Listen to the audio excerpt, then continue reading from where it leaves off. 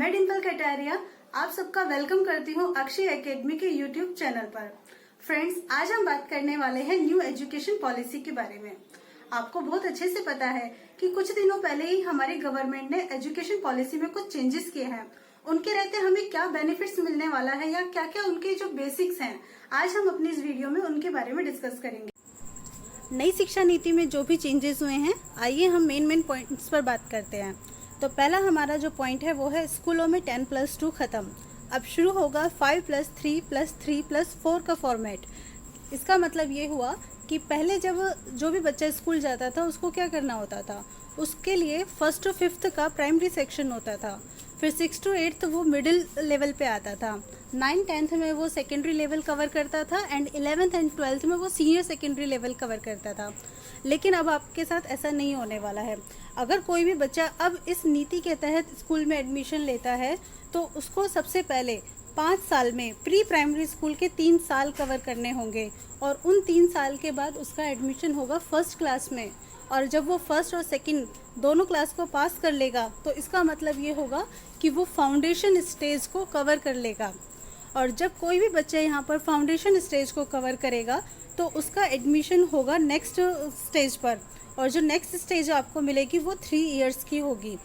3 years की होगी और आपकी 3rd क्लास से स्टार्ट होगी, यानी कि 3rd, 4th एंड 5th ये तीनों क्लास आपकी सेकेंड स्टेज में आपके पास आएगी। और अब इन स्टेज को कवर करने के बाद जो बच्चा है वो 6th क्लास में एडमिशन लेगा, यानी कि अब वो 3rd स्टेज पे जाएगा। 3rd स्टेज में भी आपके 3 इयर्स हैं, 6 to 8। 6th क्लास से ही बच्चों को professional education, skill development education दिया जाएगा। That means professional skill develop करेंगी। फिर उसके बाद वो नेक्स्ट स्टेज पे आता है। नेक्स्ट स्टेज पर आप 9th से लेकर 12th क्लास को कवर करेंगे। ओके, 9th से लेकर 12th क्लास को कवर करेंगे और ये आपका 4 ईयर का ही प्रोग्राम होगा। जब बच्चा 6 to 8th में होगा तो उसको लोकल लेवल पर इंटर्नशिप में भी जाना होगा। ओके, इंटर्नशिप में भी करना होगा। अगर हम बेसिकली गवर्नमेंट स्कूल की बात करें तो गवर्नमेंट स्कूल जो है कहाँ से स्टार्ट होते हैं, उनमें क्लास 1st से स्टार्ट होता है। ओके, यानी कि 1st क्लास से वो स्टार्ट होते हैं। लेकिन अब इस नई नीति के तहत क्या होगा कि गवर्नमेंट स्कूल में 1st क्लास से पहले ही 3 लेवल और बनेंगे। ओके, 3 लेवल और बनेंगे। अब हमारे पास यहाँ पे ये क्वेश्चन आता है कि ये जो भी लेवल्स होंगे इनके लिए किसी भी बच्चे का जो एज क्राइटेरिया है वो क्या होना चाहिए एडमिशन के लिए। तो यहाँ पर हम क्लियर कर लेते हैं। जो हमारे पास पहले 5 साल की जो फाउंडेशन स्टेज है उसमें 3 इयर्स से लेकर 8 इयर्स तक के बच्चे का एडमिशन हो पाएगा। और उसके बाद जो सेकेंड लेवल आपके पास आएगा क्लास 3rd से लेकर 5th तक का, उसमें 8 इयर्स से लेकर 11 इयर्स के बच्चे का एडमिशन हो पाएगा। और जो मिडिल लेवल होगा 6 to 8 तक का, जिसमें आपको प्रोफेशनल स्किल की एजुकेशन दी जाएगी, उसमें आपका जो बच्चा है वो 11 इयर्स से लेकर 14 इयर्स तक का अगर है तो उसका एडमिशन इजीली हो पाएगा। और उसके बाद जो लास्ट हमारे पास लेवल है 4 ईयर का 9 to 12 के लिए, उसमें 14 ईयर से लेकर 18 इयर्स तक के बच्चे का एडमिशन जो है वो इजीली हो पाएगा। ओके, ये था हमारा फर्स्ट पॉइंट। सेकंड पॉइंट क्या है कि अभी हमने क्या बात की कि जो भी 6 to 8th क्लास है वहाँ पे हमें बच्चों को प्रोफेशनल स्किल डेवलपमेंट कराया जाएगा, यानी कि प्रोफेशनल एजुकेशन भी दी जाएगी एंड स्किल डेवलपमेंट की भी एजुकेशन आपके बच्चे को दी जाएगी।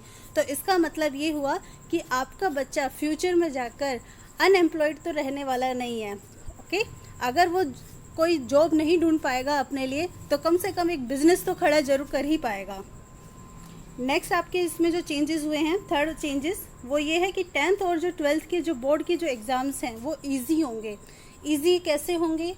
अगर अब हम अपने जो बोर्ड का स्ट्रक्चर देखते हैं, बोर्ड एग्ज़ाम्स का स्ट्रक्चर देखते हैं, तो उसमें क्या है कि बच्चों को एक रटा रटाया क्वेश्चन का आंसर लिखना होता है और उसके बेसिस पे उसकी मार्किंग होती है। लेकिन अब ऐसा नहीं होने वाला है। अब यहाँ पर जो बच्चे का जो एग्ज़ाम है वो उसका नॉलेज टेस्टिंग का होगा, यानी कि उसकी नॉलेज की टेस्टिंग की जाएगी कि उसको कितनी नॉलेज है। ये नहीं देखा जाएगा कि उसने एग्ज़ाम में क्या लिखा है। तो उसके लिए कुछ यहाँ पर सुझाव भी आए हैं, जैसे कि ये कहा गया है कि ओनली एनुअल एग्ज़ाम ना लेकर 1 साल में 2 बार एग्ज़ाम लिए जाएँ, या फिर ऑब्जेक्टिव एग्ज़ाम अलग से लिया जाए, डिस्क्रिप्टिव एग्ज़ाम अलग से लिया जाए। तो इस तरह से जो 10th और 12th के बोर्ड एग्ज़ाम्स हैं उनका लेवल भी काफ़ी इजी होने वाला है। एग्ज़ाम के बाद अब बात आती है बच्चे के रिपोर्ट कार्ड की। तो जो बच्चे का जो भी टेस्ट होगा, जो भी उसका असेसमेंट होगा, पहले क्या होता था कि सिर्फ टीचर ही अपने लेवल पर असेसमेंट करता था कि बच्चे का जो भी ओरल टेस्ट हुआ या जो डिस्क्रिप्टिव टेस्ट हुआ, उसमें जितने उस बच्चे के मार्क्स आए उसके बेसिस पे एक रिपोर्ट कार्ड तैयार होता था। लेकिन अब ऐसा नहीं होगा। जो भी बच्चे का असेसमेंट होगा उसके 3 लेवल होंगे। ओके, 3 लेवल होंगे। कैसे? एक तो बच्चा खुद करेगा कि उसका कितना उसके अंदर है, मतलब उसको कितना आता है, बच्चा खुद डिसाइड करेगा। दूसरा, उसका क्लासमेट डिसाइड करेगा, क्योंकि क्लासमेट बच्चे के साथ पूरे साल क्लास में ही होता है, तो वो हर एक बच्चे को जानता है। सिंपल सी बात है कि अगर कोई भी बच्चे साथ में पढ़ रहे हैं तो वो एक दूसरे के बारे में तो जानते ही है कि उनको कितनी नॉलेज है। तो जो एक लेवल है वो उसके क्लासमेट पर डिपेंड करेगा, और जो 3rd लेवल है वो उसका टीचर रेडी करेगा। तो ये जो असेसमेंट होंगे ये टाइम पर लिए जाएंगे। इसके बाद नेक्स्ट पॉइंट है ग्रेजुएशन में 3 से 4 साल की डिग्री, मल्टीपल एंट्री और एग्जिट सिस्टम। ये जो चेंजेस है यहाँ पर, मल्टीपल एंट्री और एग्जिट सिस्टम, ये इस शिक्षा नीति में एक बहुत ही बड़ा बदलाव है। वो क्यों? क्योंकि बहुत से लोग ऐसे होते हैं जो कई बार उनके साथ देखा गया है कि ग्रेजुएशन में एडमिशन तो ले लेते हैं, किसी तरह ले देकर फर्स्ट ईयर या सेकंड ईयर भी कवर कर लेते हैं, लेकिन उन्हें बीच में अपनी पढ़ाई छोड़नी पड़ जाती है। तो जब वो अपनी पढ़ाई छोड़ देते हैं तो उनके ऊपर एक स्टैम्प नहीं मिल पाती है कि हाँ वो डिग्री कवर कर चुके हैं या नहीं कर चुके हैं। और अगर वो कुछ सालों के बाद अपनी स्टडी को दोबारा से स्टार्ट करना चाहे तो वो नहीं कर पाते हैं। लेकिन इस शिक्षा नीति के तहत मल्टीपल एंट्री और एग्जिट सिस्टम है, यानी कि आप कई बार एडमिशन ले भी सकते हैं या फिर आप एग्जिट भी कर सकते हैं। इसमें कैसे होगा कि जैसे सपोज़ कीजिए अगर आपका 3 डिग्री कोर्स की अगर हम बात करें तो डिग्री कोर्स में अगर आप 1 साल पढ़ाई कर लेते हैं तो 1 साल पढ़ाई करने पर आपको सर्टिफिकेट मिलेगा, यानी कि आपके पास कुछ ना कुछ तो है, एक सर्टिफिकेट तो है कि आपने 1 साल स्टडी की है।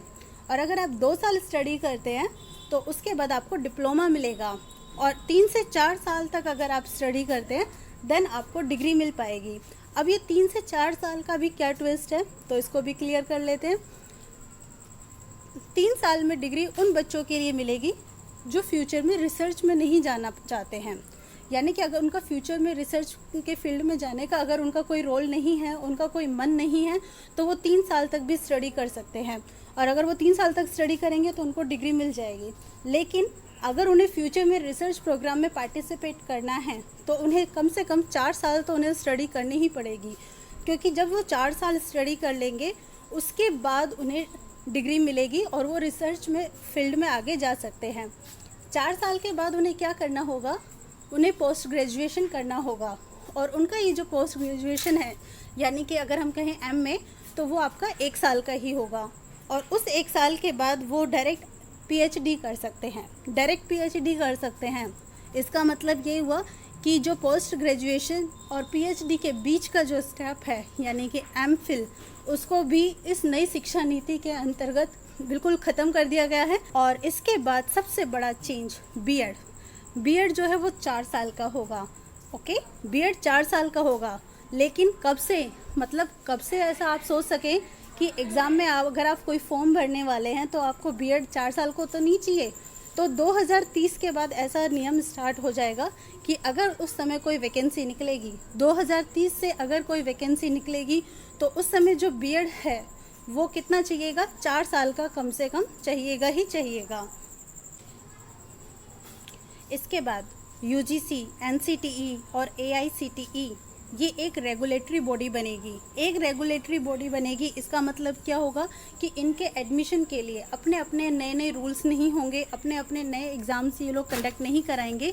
इनकी एक रेगुलेटरी बॉडी बनेगी, तो उसमें आपका सबका एक ही रूल चलेगा। यानी कि अगर आप डिफरेंट कॉलेजेस में अगर एडमिशन लेना चाहते हैं तो आपको अलग अलग कॉलेजेस के लिए अलग अलग एंट्रेंस एग्ज़ाम देने पड़ते हैं, लेकिन नई शिक्षा नीति के तहत ये सब नहीं होने वाला है। आप एक कॉमन एंट्रेंस एग्ज़ाम देंगे, उस कॉमन एग्ज़ाम के बेसिस पर ही आपका ये डिसीजन लिया जाएगा कि आप किस कॉलेज में एडमिशन ले सकते हैं।